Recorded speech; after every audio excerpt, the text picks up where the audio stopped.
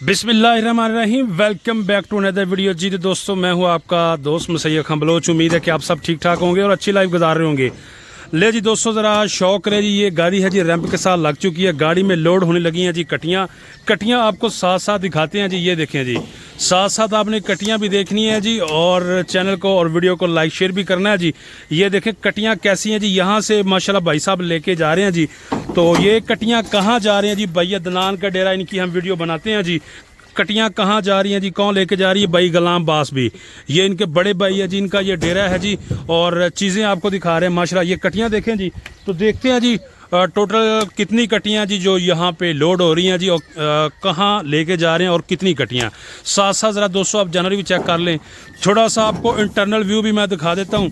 ये देखिए गाड़ी के अंदर इन्होंने पराली शराली डाली है जी, ठीक है जी। और इसके अंदर अब ये लोड कर रहे हैं जी कटियाँ जी।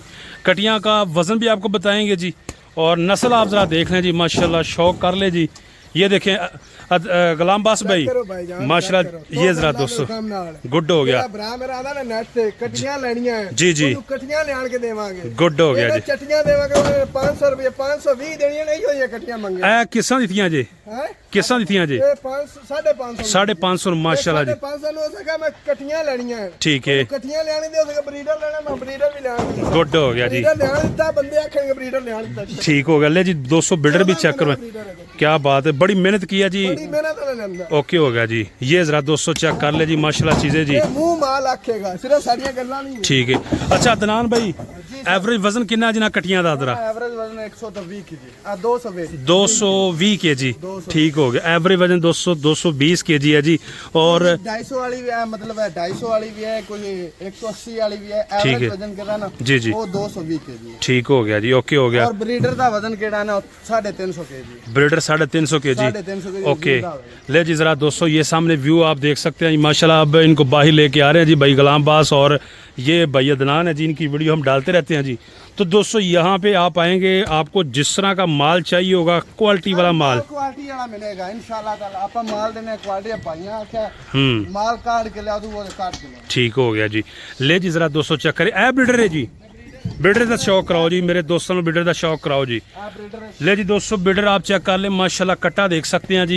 ये देखें जी आप 14 महीने का, 14 महीने का माशाल्लाह जी, सोना कट्टा है जी, मोह खीरा, ओके बिल्कुल प्योर खीरा। ये चीजें हैं जी भैया दनान के पास। 3 लाख का भी देवे तो फ्री देवांगा कट्टा। तो ये तुसी दिता है, इन्हां दे विच ही दिता है? नहीं जी, ये लामे दिता है सारा। ओके हो गया, 2 लाख 20 दिता है जी, बिल्कुल ठीक हो गया। ले जी जरा 200 कटियां भी साथ साथ आप चेक करते जाए जी।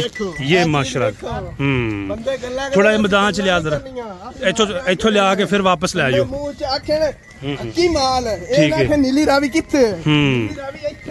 चक नंबर 10 वन आर रिसालू का, ठीक होगा। ले जी जरा दोस्तों, ठीक है, अच्छा अच्छा सही हो गया।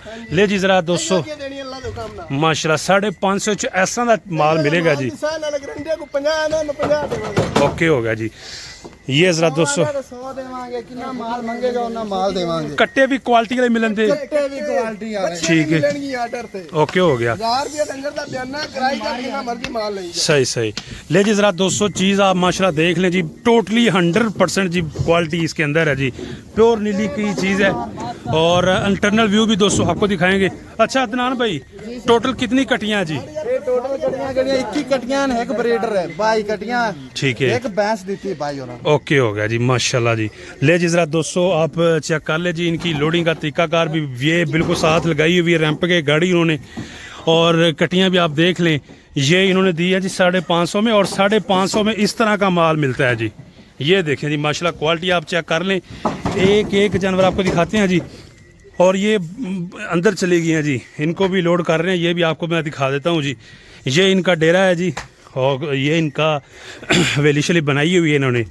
तो दोस्तों आप यहाँ आए, विज़िट करें जी, और इंशाल्लाह यहाँ पे अदनान भाई जी सर, कोई धोखा फ्रॉड कोई किसी किस्म की नहीं चीज़ इस तरह की फ्रॉड होया, ठगी वाली गल साडे कोई नहीं, बड़ी गल है जी, ठीक है जी, ओके।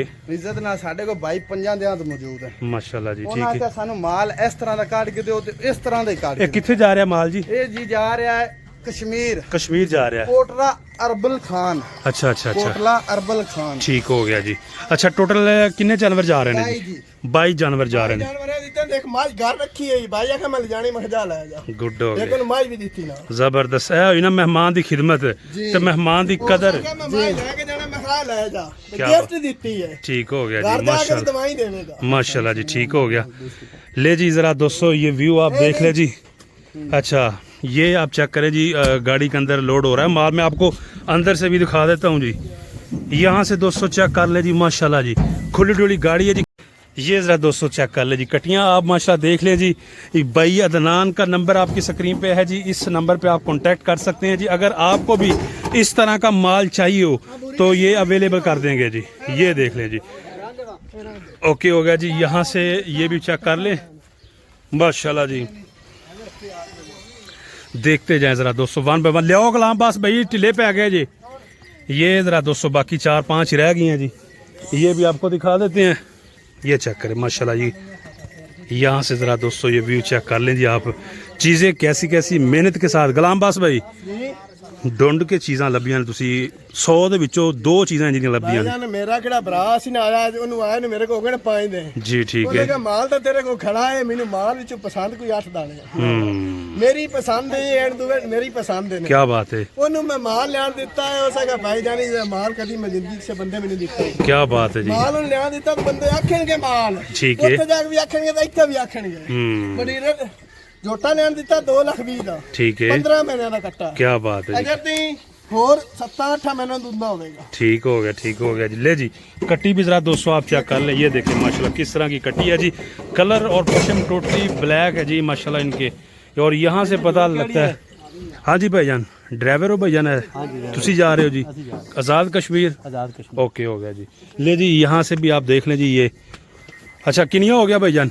ये सर मैं ताक के दसना जी जी बिल्कुल कट्टी रह गई है तो ਬਾਈ ਗੱਡੀਆਂ ਵੀ ਇੱਕ ਕੱਟਾ ਹੋ ਗਿਆ ठीक है जी, ਇੱਕ ਮੱਝ ਹੋ ਗਈ ठीक हो गया। मझ किथे जे? मझ भी आ अच्छा वो भी विच ही जाएगी इंदे। ठीक हो गया, मझ हले आ रही है। कट्टी ले आओ एक सिर्फ एक कट्टी रह गई हुन अदनान भाई, आखिरी कट्टी रह गई। 21 लोड हो चुकी ने बकाया नहीं टोटल है 22 जान टोटल 22 जन मझ पा के माज पा के 23 मझ पा के 23 ठीक हो गया। कटियां एक ब्रीडर है ओके हो गया जी, एक ओके मैं। ओके हो गया जी। ले जी ये एक आखिरी कट्टी रह गई है जी जो यहाँ पे अब लोड होने लगी है जी।